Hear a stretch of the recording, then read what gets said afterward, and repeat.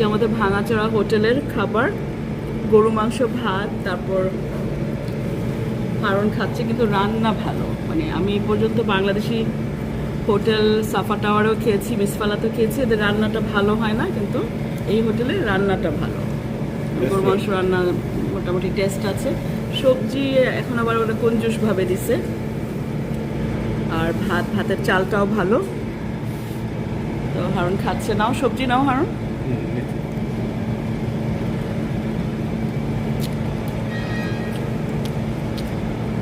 আমাদের এই পাশে একটা ইন্দোনেশিয়ান দম্পতি বসেছে, ওরা খাচ্ছে হচ্ছে চিকেন ফাহাম আর লাল ভাত।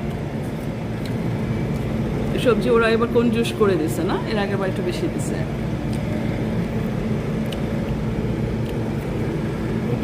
আর একদম ঠান্ডা পানি।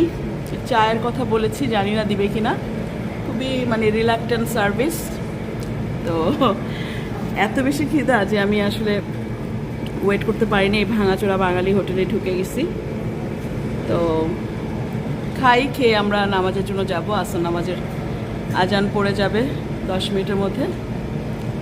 তো রেখে দিচ্ছি। আল্লাহ হাফেজ।